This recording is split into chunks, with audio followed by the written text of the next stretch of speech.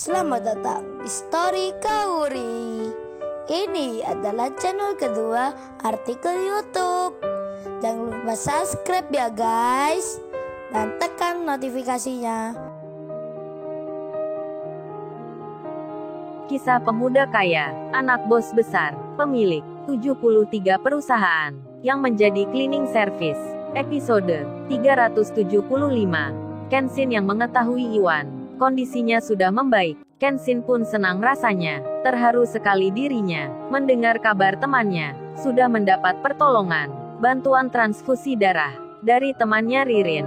Tak menunggu lama, Kenshin segera memberitahukan pada orang-orang yang di luar, yang sedang menunggu juga, kalau Iwan telah selamat dari kondisi yang darurat. Mereka yang mendapat kabar jadi senang seketika, rasa syukur pun diucapkan oleh masing-masing orang. Begitu pula Kaori, yang dihampiri Kenshin, merasakan hal itu juga. Kaori pun baru mengerti, ternyata Ririn punya darah yang sama dengan yang dimiliki Iwan.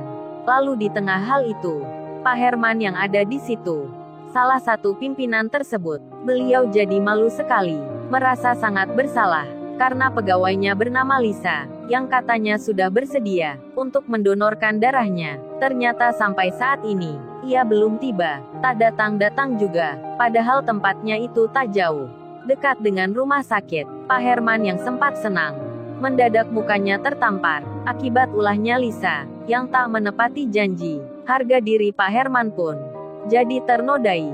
Beliau lalu meminta maaf pada semua orang yang di situ, termasuk ke bos besar, dan juga Kenshin. Pak Herman itu bicara, "Tuan muda, saya minta maaf sekali atas kejadian tak menyenangkan ini. Salah satu pegawai saya ini ternyata tak datang ke sini." Kenshin menjawab, "Nggak apa-apa Herman, lagian Iwan sudah selamat, jadi nggak usah dipikirkan lagi." Sedang si Lisa rupanya memang mengurungkan niatnya, akibat rayuan cowoknya, yang seorang saudagar kaya. Lisa itu akhirnya menurut, saat cowoknya itu bilang, "Kamu Lisa, coba bayangin saja, kalau mereka menyebarkan berita itu di WhatsApp. Pasti banyak yang tahu, banyak pula yang menolong. Lagian itu katamu bos perusahaan, tak mungkin tak dapat bantuan. Pasti banyak yang menawarkan. Jadi kalau lu maksa ke sana, aku anggap kamu punya perasaan ke laki-laki itu. Kalau begitu lebih baiknya kita putus saja, dan hadiah mobil untuk ulang tahunmu yang kamu pilih kemarin, pasti aku batalkan, tak jadi aku berikan." Rupanya Lisa mendapat ancaman seperti itu. Ia akan diputus cowoknya, tak akan diberikan hadiah mobil mewah. Lisa pun merasa amat sayang kalau dilewatkan. Oleh karena hal itu, Lisa pun berpikir, menimbang-nimbang sebentar, hal apa yang terbaik. Setelah merasa yakin, ia pun memutuskan, seperti yang dimau cowoknya, dirinya tak akan datang, meski sudah bilang bersedia menolong, mendonorkan darahnya, dan Lisa membatalkan rencananya sendiri, tanpa memberitahu ke Kenshin dan Pak Herman. Lalu Lisa pun pulang. Ia bersama cowoknya meninggalkan restoran, dan di tengah perjalanan, terdengar berkali-kali handphonenya mendapat panggilan. Lisa pun tak menghiraukan, ia juga tak mengangkatnya. Meski yang telepon adalah Kenshin, yang menghubungi adalah bosnya, Pak Herman yang menelponnya. Lisa hanya mendiamkan, tak mau juga menjawab. Itulah mengapa Kenshin dalam hatinya sempat bilang, Lisa tak dapat dipercaya. Dan setelah Iwan sudah baikan, Kenshin pun melupakan kejadian tentang hal itu. Namun tak demikian dengan Pak Herman, seorang atasan perusahaan yang sudah dipermalukan, sudah dipermainkan oleh salah satu pegawainya. Apalagi bos besar sempat berpesan pada semua pimpinan perusahaan agar memberitahu para pegawainya jika dibutuhkan pertolongan, untuk selalu siap sedia, entah dari mana datangnya. Kalau mampu melakukan, jangan sampai menghindar. Bos besar itu bicara agar setiap pimpinan memberitahukan hal itu, biar kejadian ini tak terulang. Tentu saja Pak Herman mengerti maksudnya.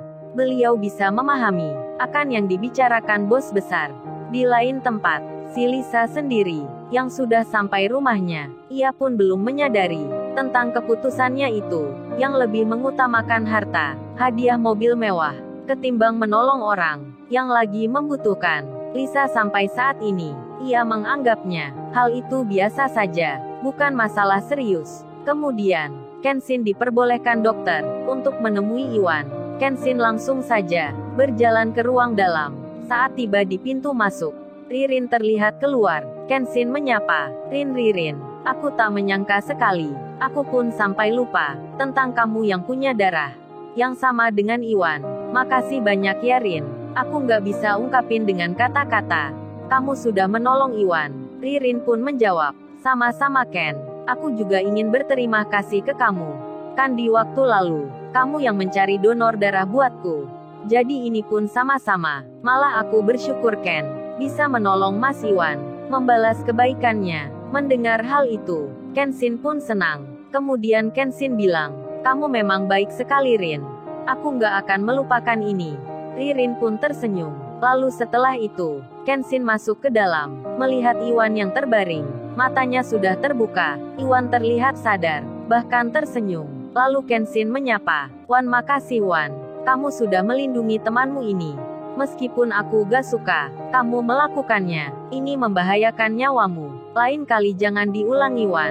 Iwan mendengar itu, mengerti pula maksudnya. Lalu ia bicara, nadanya pun pelan, namun bisa terdengar. Iwan itu bilang, lu ngomong apa bro? Gua lakukan itu, memang ada alasannya. Gua nggak mau saja, kalau lu baru menikah, langsung mendapat musibah. Lebih baik aku saja, yang jadi korbannya. Kan sayang bro, lu belum malam pertama, masa ditembak orang? Dari depan pula, itu sangat berbahaya. Iwan meski kondisinya begitu, sempat-sempatnya bercanda, seolah Iwan yang malah menghibur Kenshin. Dari rasa khawatir, Kenshin pun menjawab, lu ada-ada aja Wan. Kondisi begini, lu masih saja bercanda. Iwan menyahut, gua gak bercanda bro, itu emang beneran. Lu lihat sekarang jam berapa? Harusnya kamu di rumah bro. Lu kan sudah punya istri. Jadi pengantin baru. Masa lu di sini, di rumah sakit? Malah gua yang gak enak. Ganggu waktu penting lu bro. Iwan ingin tertawa, namun ia tak bisa, karena sedikit gerakan terasa sakit olehnya. Dan Kenshin lalu bilang, bisa aja lu Wan. Yang penting sekarang lu cepat baikan. Gak usah mikirin yang lain. Lu istirahat saja. Dan pembicaraan singkat itu selesai. Iwan dianjurkan dokter untuk tak banyak bicara. Dokter pun sempat heran. Kondisi pasien ini begitu cepat pulihnya setelah ditemui wanita yang tadi. Maksudnya itu Ririn. Dan saat ini, jam pun sudah menginjak di pukul 3 pagi. Bos besar dan para pimpinan sudah meninggalkan rumah sakit. Ririn dan Rena masih berjaga di luar. Kemudian Kenshin bilang, oh ya Rin. Dan juga kamu Rena, baiknya pulang dulu ya, istirahat di rumah. Kamu Rin entar dicari ibumu. Ibumu kan sendiri, di sini sudah ada yang menjaga Iwan. Mendengar hal itu, Ririn dan Rena pun mengiyakan. Mereka akan pulang, sedang Kaori yang masih di luar, menunggu duduk di kursi. Kaori pun tertidur, karena begitu lelahnya. Semenjak pagi tak istirahat, apalagi ada kejadian seperti ini. Hal itu bisa dimengerti.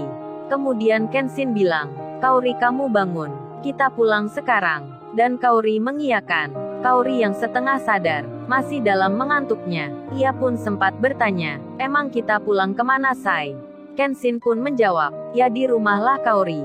Kaori menyahut, iya maksudnya itu Sai, rumahku atau rumah kamu? Kenshin bicara, ya terserah kamu aja Kaori. Rumahku boleh, rumahmu juga gak masalah. Aku ikut saja. Kaori pun menjawab, kalau gitu ke rumahku aja ya. Kenshin pun bilang, iya gak apa Kaori, aku ikut kamu, kan emang tujuannya ke situ. Kemudian Kenshin bertanya, tapi Kaori, terus entar aku tidur di mana ya? Gak enak nih baru pertama kali soalnya. Kaori pun bilang, kamu Sai pakai malu-malu segala. Emang mau tidur di ruang tamu gitu ya? Seperti waktu lalu, kan kita udah menikah, aku udah jadi istri kamu. Mendengar itu Kenshin tersenyum. Lalu ia menjawab, berarti kalau gitu, istirahatnya nanti. Maksudnya aku tidur di kamar kamu boleh ya? Mendengar Kenshin bicara seperti itu, Kaori mukanya langsung merah.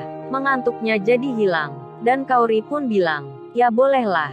Emang aku siapa kamu? Kaori tersenyum-senyum, malu-malu dirinya. Kenshin pun sama, masih belum terbiasa. hingga banyak bertanya tentang boleh dan tidaknya. Setelah semua selesai, mereka pun pulang, meninggalkan tempatnya Iwan. Ketika sampai di rumahnya Kaori, Kenshin benar-benar rada kagok rasanya saat masuk ke kamar. Lalu, bagaimana kisah selanjutnya?